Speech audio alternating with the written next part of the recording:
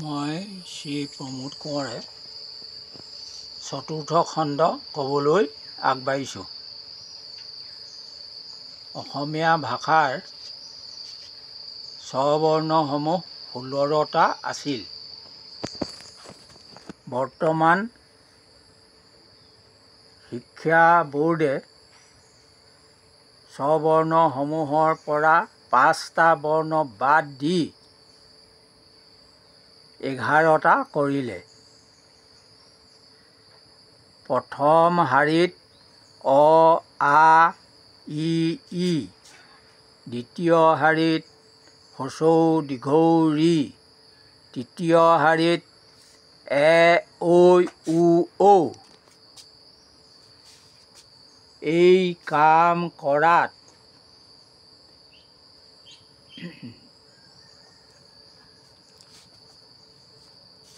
স্বৰবৰ্ণসমূহে সত, ৰজ, তম এই তিনি গুণক যিদৰে ধৰি আছিল সেইদৰে ধৰি থাকিব পৰা নাই।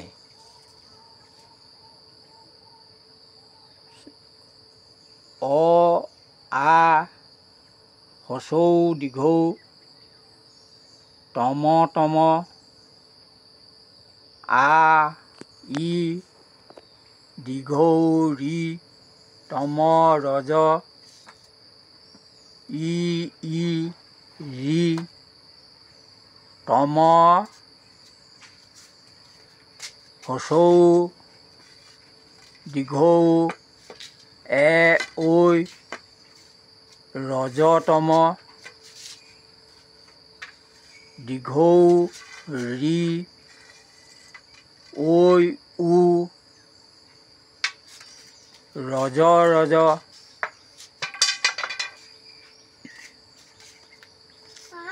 ঋ, উ, ঔ, ৰজ।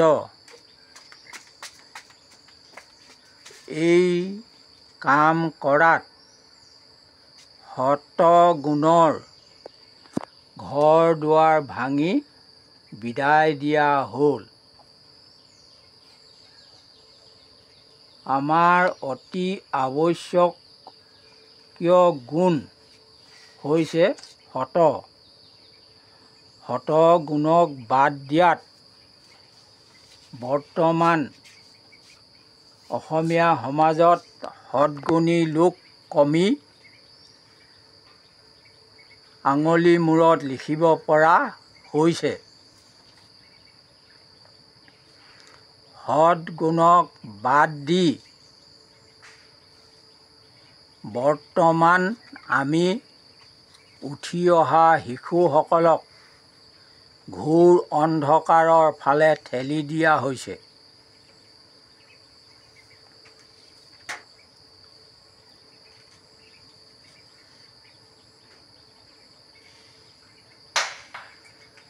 আমি যদি বৰ্ণসমূহ ভালদৰে চিনি পাওঁ আৰু বৰ্ণসমূহে দিয়া উপদেশসমূহ মানি চলিব পাৰোঁ, তেতিয়া আমি প্ৰকৃত মানুহৰ দৰে জীৱন যাপন কৰিব পাৰিম। ই চিৰন্তন সত্য।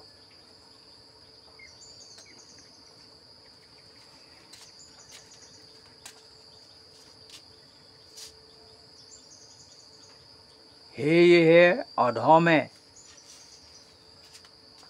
সদৌ অসমবাসীক স্বৰবৰ্ণৰ পৰা বাদ দিয়া বৰ্ণসমূহ পুনৰ সংস্থাপন কৰি অসমীয়া ভাষাটো উদ্ধাৰ কৰিবৰ কাৰণে কাতৰে অনুৰোধ জনালোঁ।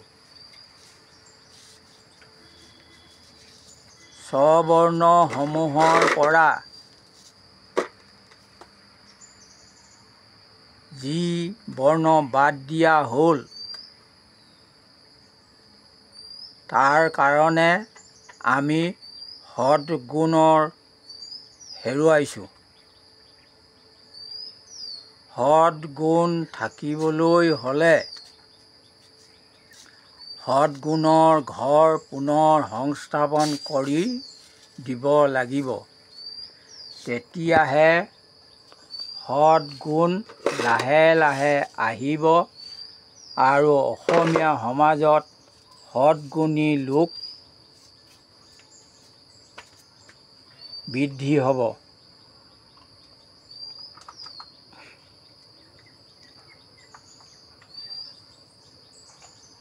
অধমে দ্বিতীয় খণ্ডত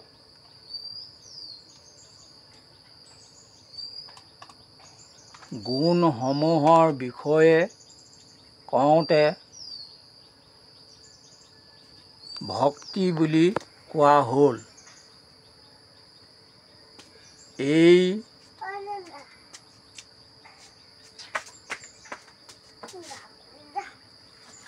কাম কৰাত অধমৰ ভুল হ'ল।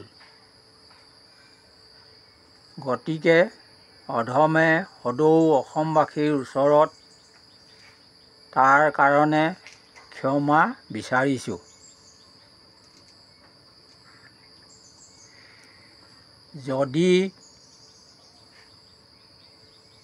বৰ্ণসমূহ বৰ্তমানৰ দৰে থাকিবলৈ দিয়া হয়, তেতিয়া টম আৰু ৰজে মিলি অসমীয়া ভাষাটো কিছু বছৰৰ পিছত মাৰি পেলাব। গতিকে সময় থাকোঁতেই আমি স্ববৰ্ণসমূহৰ বৰ্ণসমূহ পুনৰ সংস্থাপন কৰি স্ববৰ্ণ আৰু ব্যঞ্জন বৰ্ণসমূহ পূৰ্বৰ দৰে ৰাখি অসমীয়া ভাষাটো উদ্ধাৰ কৰোঁ আহক। অসমত বহুতো ভাষা কোৱা লোক আছে। সকলো ভাষাৰ ওপৰত অসমীয়া ভাষা। সেয়েহে অধমে অসমীয়া ভাষাটো উদ্ধাৰ কৰিবৰ কাৰণে সদৌ অসমবাসীক কাটৰে অনুৰোধ জনাইছোঁ। অধম বৰ্তমান ৭৬ বছৰ ৯ মাহ হ'ল। অধমে সমাজৰ মাজত কথা কোৱাৰ কোনো অভ্যাস বৰ্তমানলৈকে নাই। গুৰুজনাৰ আদেশত আপোনাসৱৰ জ্ঞাতাৰ্থে অধমে কথাসমূহ আগবঢ়াই দিছোঁ। ইয়াত অধমৰ অনেক আগ পাছ বঢ়া তোতা ভুল ভ্ৰান্তি হৈছে। সেয়েহে সদৌ অসমবাসীৰ ওচৰত অধমে ক্ষমা বিচাৰিছোঁ।